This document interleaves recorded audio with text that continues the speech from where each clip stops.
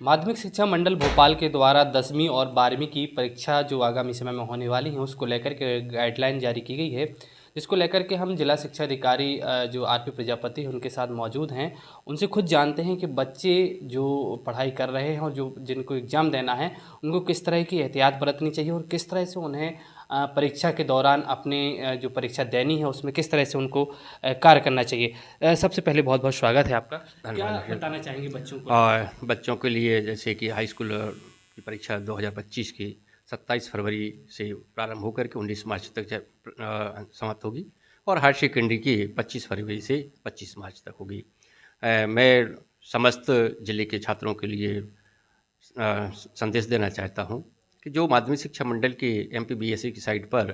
जो उत्कृष्ट छात्र रहते हैं उनकी उत्तर पुस्तिकाएँ डली हुई हैं। विषयवार उन उत्तर पुस्तिकाओं को अपने प्राचार्य महोदय के सहयोग से या अपने विषय शिक्षक के महोदय से या स्वयं अपनी MPBSE साइट पर जाकर के उत्कृष्ट छात्रों की विषयवार उत्तर पुस्तिकाएँ निकालें और उसमें देखें कि यदि 2 नंबर का प्रश्न है, 3 नंबर का, 4 नंबर, 5 नंबर का, तो किस प्रकार से वो बच्चे उन प्रश्नों को उत्तरों का जवाब देते हैं, जिससे कि एक समय सीमा का प्रबंधन होता है कि एक हमें निश्चित समय सीमा में उस प्रश्न का जवाब लिखना है। यदि 30 शब्द का प्रश्न का उत्तर है तो हमें 3 या 4 लाइन में लिखना है। तो जो निर्देश हैं बच्चे जो हमारे लिखते हैं, किस प्रकार से हम प्रश्न का उत्तर लिख करके हम उत्कृष्ट अंक प्राप्त कर सकते हैं, तो उनमें उनको देख करके बच्चे अपने ये करें। और जो हमारे त्रैमासिक परीक्षा है या अर्धवार्षिक परीक्षा प्रारंभ हुई है, उसके बाद में जो हमारे मूल्यांकन करने के पश्चात ABC ग्रेड और D और ग्रेड E के छात्र निकल करके आए हैं। तो D ग्रेड और E ग्रेड की छात्रों की प्राचार्यों के द्वारा निदानात्मक कक्षाएं सुबह 9:30 बजे से लगाई जा रही थीं और जो उत्कृष्ट बच्चे थे जिनको ABC ग्रेड में प्राप्त हुए थे उनकी शाम को 4:30 बजे से क्लास लगाई जा रही हैं, जिससे कि उन बच्चों का भी नुकसान हो, क्योंकि उनका कोई दोष नहीं है कि वो उत्कृष्ट प्राप्त हुए। तो इस प्रकार से यदि बच्चे को कक्षाएँ लगाई जा रही हैं और लगा रहे हैं और जो हमारे विषय शिक्षक हैं वो भी इसमें सहयोग कर रहे हैं, तो निश्चित रूप से पिछले वर्ष भी हमारे जिले का रिजल्ट का परीक्षा परिणाम बहुत अच्छा आया था और हम अपने प्राचार्य साथियों को और अपने बच्चों को और शिक्षकों को यही संदेश देना चाहते हैं कि उन बच्चों को हर संभव, अभी समय हमारे पास में है, चल भले ही 15-20 दिन का समय है, लेकिन उत्कृष्ट प्रदर्शन करने के लिए बच्चों के लिए निश्चित रूप से हमारे विषय शिक्षक उन बच्चों को सहयोग प्रदान करें, उनकी समस्याओं को देखें कि कौन कौन सी समस्याएं उनके पास में है, उनका निदान करेंगे तो निश्चित रूप से हमारा परीक्षा परिणाम बेहतर आएगा। सभी के लिए हार्दिक शुभकामनाएं। देखने को आता है कि जिले स्तर पर भी जैसी गाइडलाइन जारी की गई, तो जिले स्तर पे किस तरह से आप लोगों के द्वारा तैयारी की गई, बैठक व्यवस्थाएं भी की गई, प्राचार्यों को भी बुलाया गया कि उन्हें किस तरह से बच्चों को मोटिवेट करें, साथ ही साथ आगामी एग्जाम को लेकर भी किस तरह से तैयारी करवाएं? अभी हमारे संयुक्त संचालक महोदय स्वयं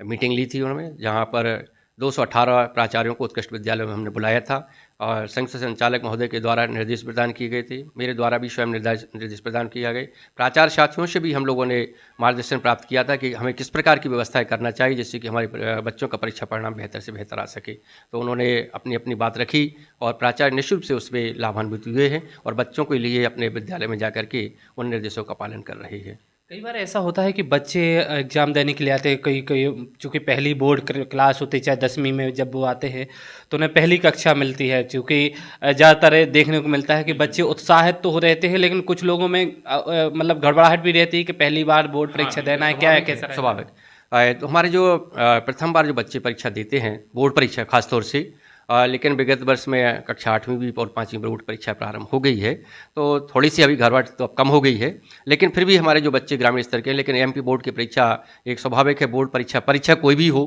घबराहट सबके लिए स्वाभाविक होती है, लेकिन बच्चों को ये बताया है प्राचार्यों और शिक्षक भी बता रहे हैं, ये काउंसलिंग भी की जा रही है कि वहाँ पर घबराहट लाने की आवश्यकता नहीं है। आप जिस प्रकार से त्रैमासिक परीक्षा और छमाही परीक्षा और प्री बोर्ड की परीक्षा दी है, उसी प्रकार से आप इस परीक्षाओं को दें, कोई घबराने की आवश्यकता नहीं है आपको। बच्चों से यदि प्रश्न की बात की जाए तो अक्सर देखने को आता है कि छोटे प्रश्नों को बच्चे बड़े लेंथी रूप में लिख देते हैं लेकिन उनको नंबर कम मिलते हैं, फिर बाद में ऐसा देखने को मिलता है कि उनका समय नहीं हो पाया, पेपर कम था, पेपर ज़्यादा था, ऐसे इस टाइप की बातें आती है। तो इनके लिए बच्चों के लिए क्या कहना चाहेंगे आप? बच्चों के लिए कह जाते हैं, जो हमारे मैंने बताया आपको कि MPBSE की साइट पर जो प्रश्न पत्र की उत्तर पुस्तिकाएँ डली हुई हैं, तो उन उत्तर पुस्तिकाओं को देखें कि जो हमारे उत्कृष्ट बच्चे हैं जिन्होंने 100 में से 100 अंक प्राप्त किए हैं, उन्होंने प्रश्नों का उत्तर किस प्रकार से उत्तर दिया है, उसको देख करके ही अपनी मानसिकता बनाएं कि हमें 30 शब्द में यदि प्रश्न पूछा है तो 4 लाइन या अधिकतम 5 लाइन से ज़्यादा का ना हो, जिससे कि हम अपने समय का मैनेजमेंट भी कर पाएंगे और निश्चित रूप से जितने भी हमारे प्रश्न आए वो 3 घंटे के अंदर कम से कम रिवीजन करने के लिए, प्रश्न को देखने के लिए कम से कम 10 मिनट का समय शेष रह जाए और 2.25 घंटे के अंदर पूरा पेपर हो जाना चाहिए। वो व्यवस्थाएं कैसी रहेंगी इस बार? व्यवस्थाएं बिल्कुल चाक चौबंद हैं, बोर्ड परीक्षा की है। एक कक्ष के अंदर 20 बच्चे और जो शासन मंडल परीक्षक मंडल सचिव के द्वारा भी स्पष्ट निर्देश प्रदान किए गए हैं कि 20, 40 और 60 के रेशो में ही कक्षों में छात्र बैठा ले जाएं। 20 पर 1 पर्यवेक्षक कार्य करेगा, 40 पर 2 और 60 पर 3 पर्यवेक्षक कार्य करेंगे। निश्चित ही इस बार जो बोर्ड परीक्षा को लेकर के है, जिला प्रशासन के निर्देश पर जिला शिक्षा अधिकारी के द्वारा भी लगातार प्रयास किए जा रहे हैं कि जो बोर्ड परीक्षा है, जो बच्चे हैं वो अपना बेहतर तरीके से पेपर दे पाएँ और साथ ही साथ जैसा कि छतरपुर पहले से भी प्रदेश की सूची में नाम बनाता आ रहा है, इस बार भी छतरपुर अपना प्रदेश में नाम बनाएगा।